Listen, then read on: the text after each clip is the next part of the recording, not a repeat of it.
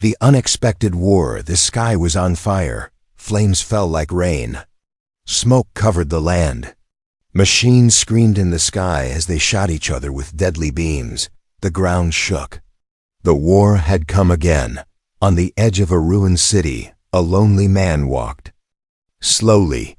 His name was Ethan. He was a human scavenger, wearing a dusty coat and carrying a heavy backpack. He didn't fight in the war. He only survived it. Every day, he searched the dead cities for food, metal, batteries, anything useful. Today, felt different. As he stepped over broken metal and bones, he stopped near an old alien tank. Something under it was glowing faintly soft blue light, like a dying firefly. He moved closer. Carefully, he bent down and used a metal rod to lift a piece of armor that had fallen. What he saw stopped his breath. A girl, but not a human. She had smooth purple skin, glowing yellow eyes, and long silver hair covered in dust and blood. Her small hands were gripping the metal. Her body was thin, weak, and trembling. But the worst part? She had no legs. Her lower body was gone. Not fresh healed, but rough. Scars, burned flesh, and broken alien metal were where her legs used to be. She wasn't dead, but she was close. Very close. She looked up at Ethan, eyes wide with fear. She whispered something in her language. He couldn't understand the words, but he felt the meaning. Don't hurt me. Ethan didn't move. He looked around. The battlefield was silent now. All the soldiers, human and alien, were long gone. Only ruins remained.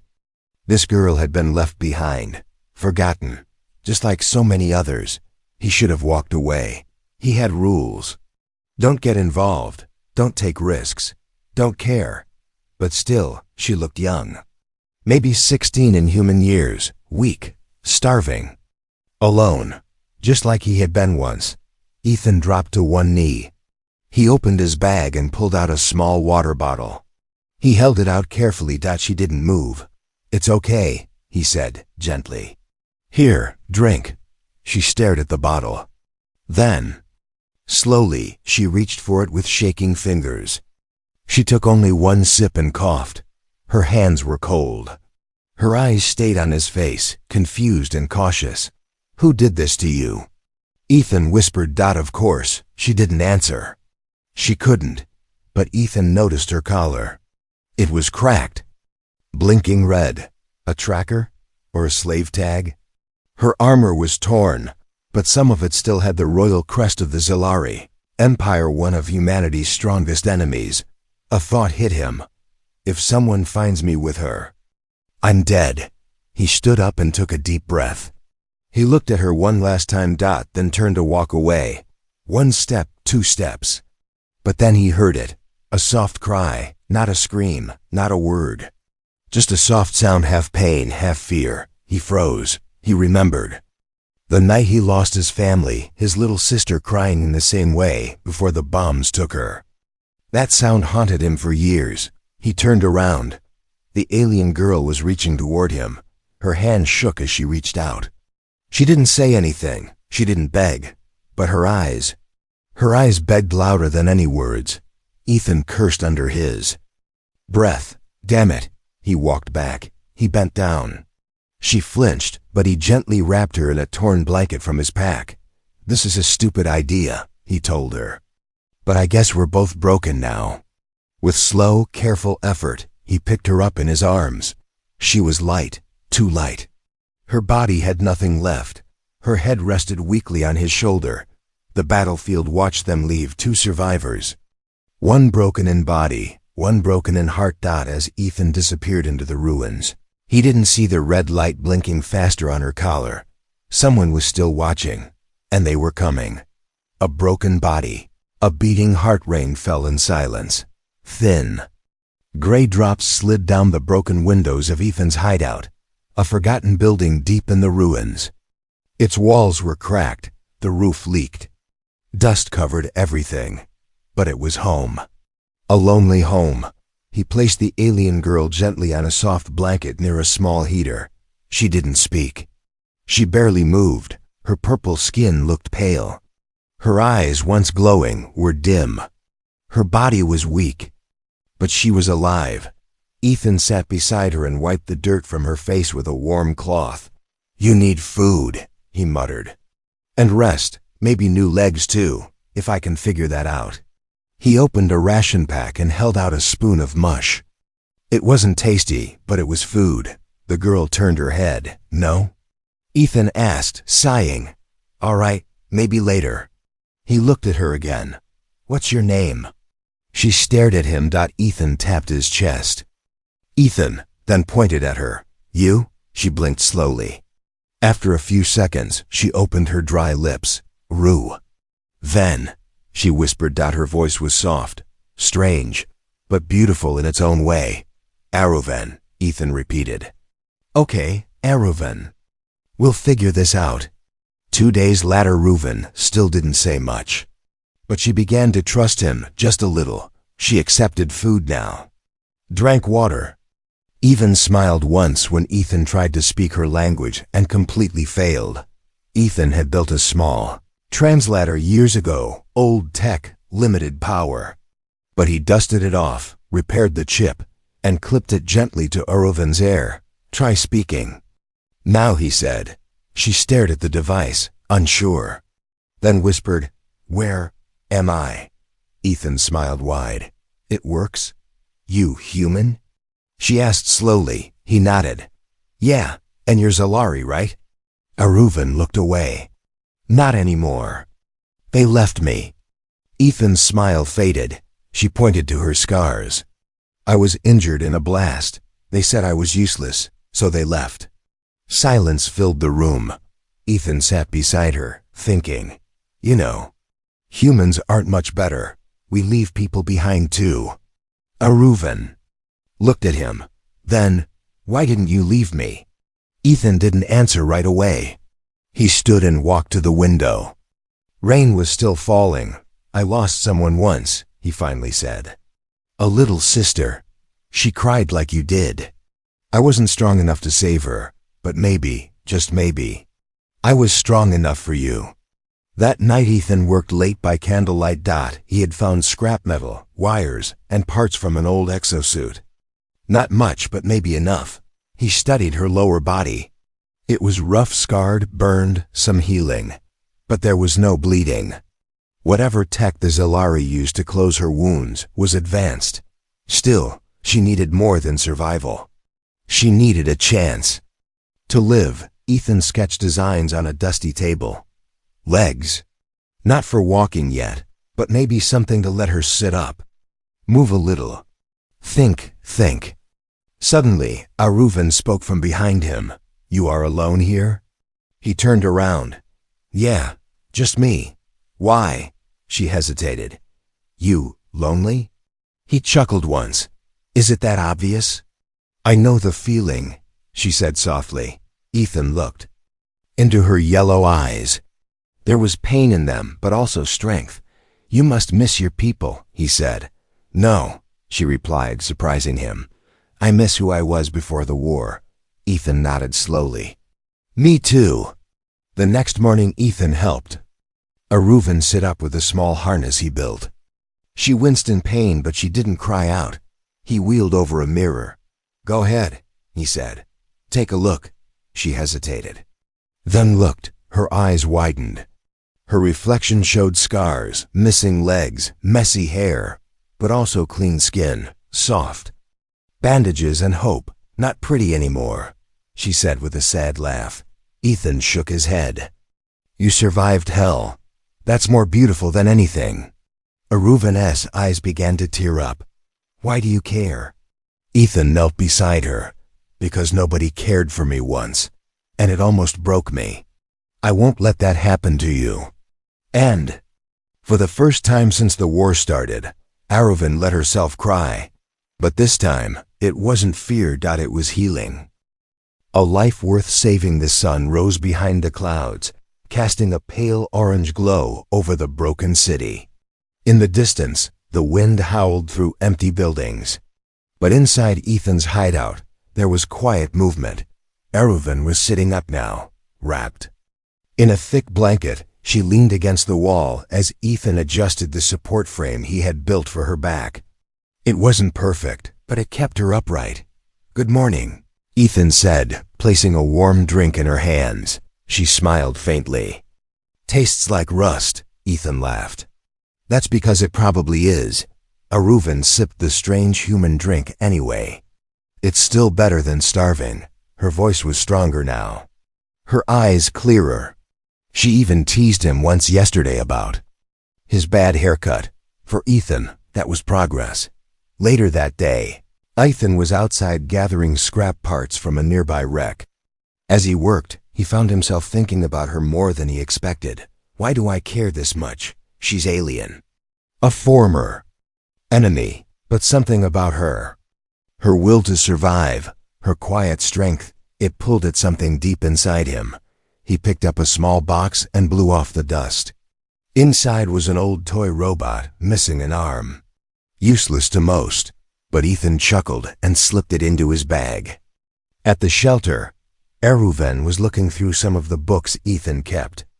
She couldn't read human words yet, but the pictures fascinated her: trees, oceans, children playing. She stopped at a photo of a child in a wheelchair with a prosthetic leg.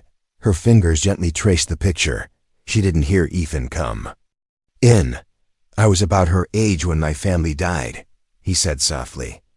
Aruven turned. "What happened?" "Bombs, fire, the usual human tragedy," he said with a weak smile. "I survived, but I stopped living." She looked at him seriously.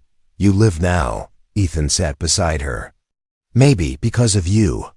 That night, the wind outside grew louder, and Aruven had trouble sleeping. She lay awake, staring at the ceiling. "Ethan?" she whispered. He turned over from his blanket pile. "Yeah? Why didn't you leave me back there?" "On the battlefield?" He was quiet for a moment, then said, "Because someone once left me, and I remember what it felt like." The next day Ethan showed her the robot toy he found. "It's broken," she said, smiling. "Yeah, well, so are we," Ethan replied, opening the panel on the back. With a few quick fixes and a makeshift wire, the toy lit up and started moving in circles. It made a beeping sound that didn't sound right, but Aruven laughed, a real laugh. Bright and loud. Ethan blinked in surprise. "I didn't know you could do that." She covered her mouth. "I forgot I could too." For the next few days, Ethan worked on blueprints. He studied old prosthetic designs and tried to adapt human tech to Zilari biology. He built a simple frame that could hold together at the hip, using a combination of scrap armor, servos, and parts from old drones. The first version didn't move. The second one fell apart, but the third, it clicked into place. "It's not perfect," he said, kneeling beside her. "But maybe you can sit with your back straight now. Maybe crawl a bit." Aruven didn't speak. She stared at the shiny metal pieces with wide eyes. "You built this for me?" Ethan shrugged. "Well, yeah. Who else am I gonna build it for?" Tears welled up in her eyes, but she wiped them quickly. "You are strange, human," she whispered. "And you're bossy." "Alien," he replied with a grin. As he helped her fit into the prosthetic brace, Aruven winced. "You okay?" "It hurts, but it feels right too." "Like healing," Ethan said. She nodded. With her arms, she pushed against the ground, lifting her body with the support of the frame. She didn't walk yet, but for the first time, she wasn't just lying down. She looked taller, stronger, braver. Ethan clapped once. "You're doing it, Rue." She blinked. "You called me Rue?" "Yeah, short for Aruven. Friends use nicknames, right?" Rue smiled again, and that's when she said it softly, almost like a breath. "Glad I met you." Danger comes knocking. The wind stopped. For days, wind had howled through the broken city. But now, there was silence. A strange kind of silence. The kind that made animals hide and old soldiers grip their rifles. Inside the shelter, Ethan was adjusting the support legs on Aruven's prosthetic brace. She was getting stronger, Her balance had improved. Her voice too. "You're standing straighter today," Ethan said. "I feel like I'm almost me again," she replied, smiling. But that smile didn't last long. The warning light blinked red dot. It was a motion sensor Ethan had set up outside weeks ago. It never blinked before. Nothing ever came this deep into the ruins dot until now. Ethan stood up quickly and looked at the monitor. 3 figures. Moving fast. Too fast. "Someone's here," he said. Aruvan froze. "Zalari?" "I don't know," Ethan said, reaching for his plasma rifle. "But let's assume yes."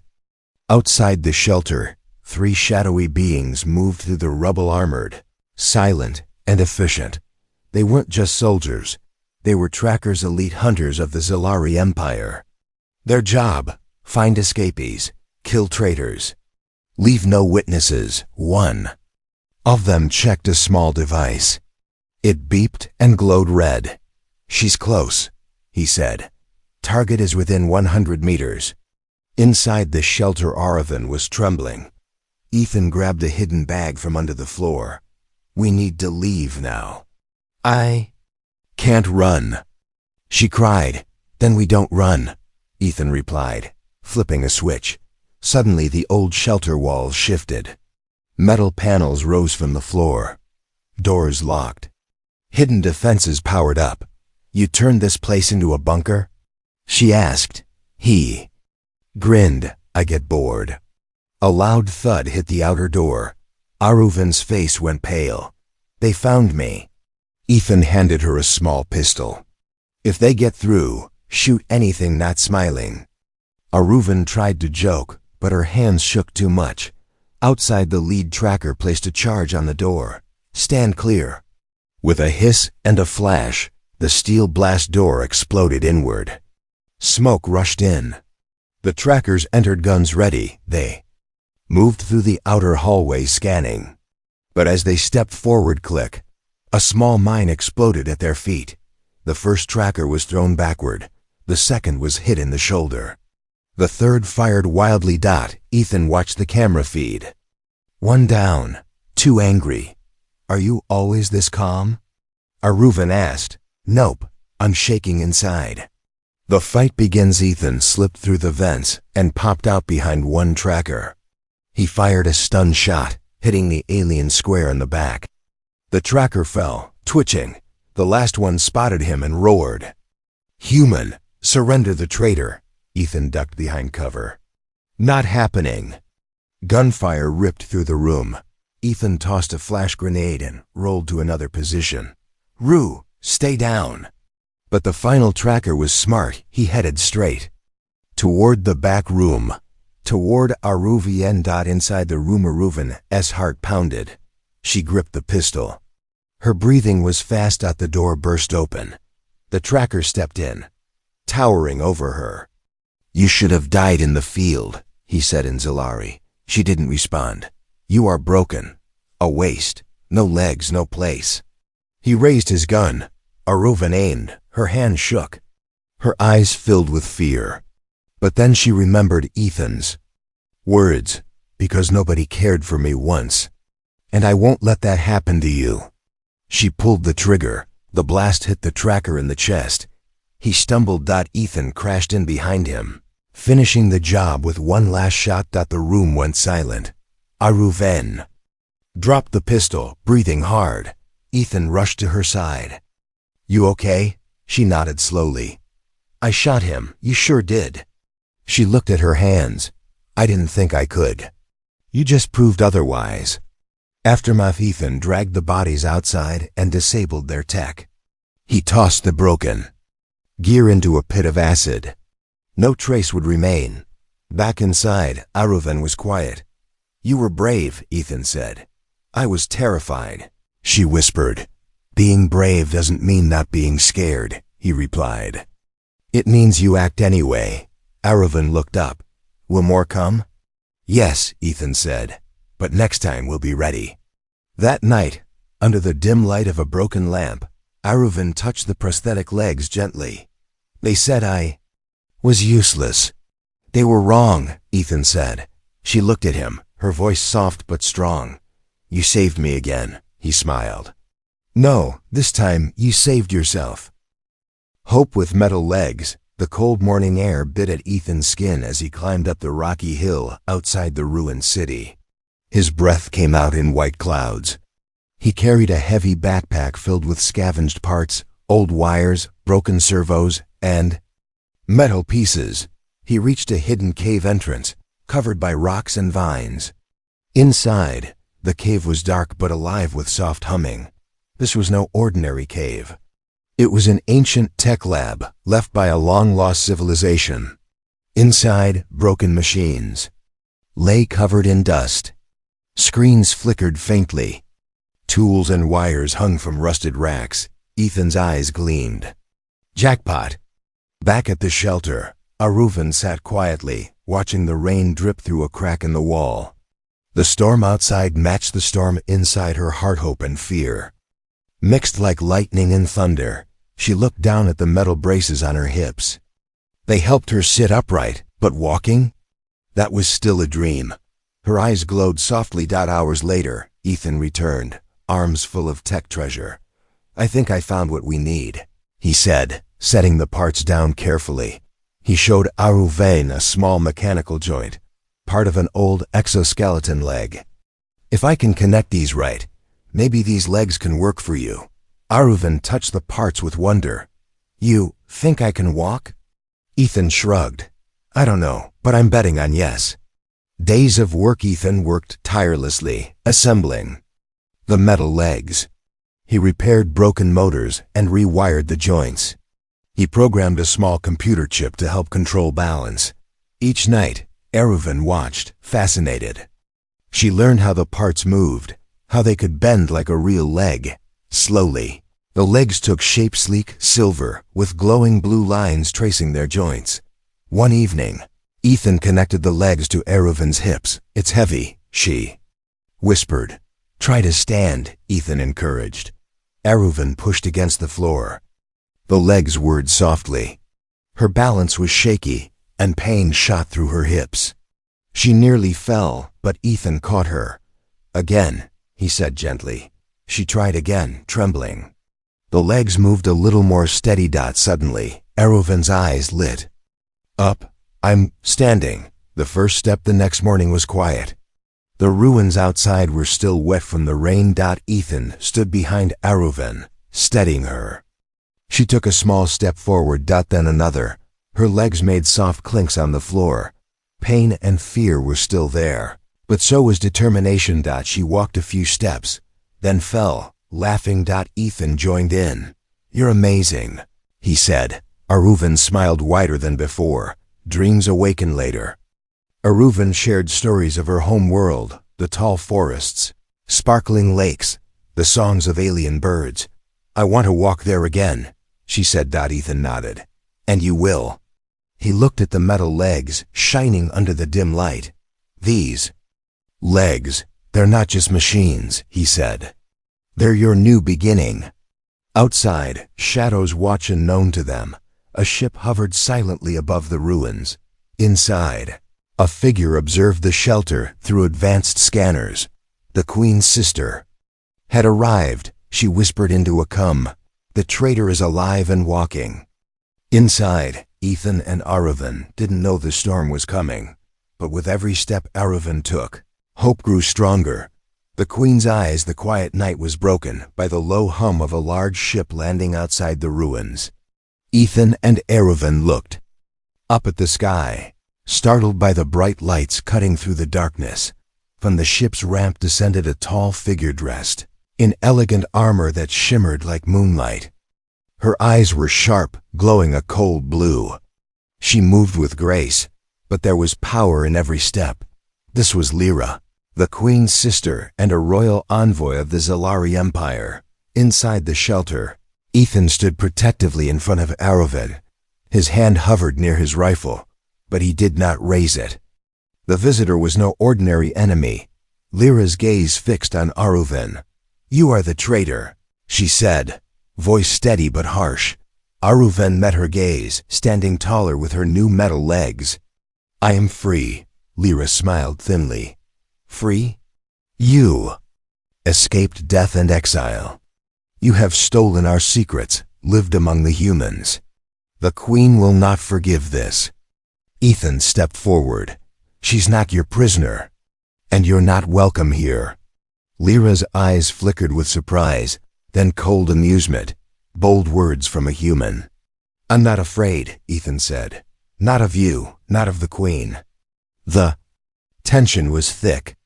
Aruvan watched the two humans face the royal. She felt the weight of her past and the uncertainty of her future. Lyra turned back to Aruvan. Return with me. The Queen demands your presence.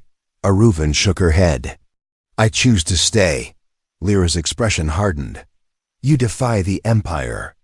This will bring war. Ethan stepped beside Aruvan. Then we'll face it together. The royal envoy hesitated. Her eyes softened for a moment as she looked at Aruvan's metal legs. You have changed, Lyra said quietly. Survived, Aruvan replied. Lyra lowered her weapon.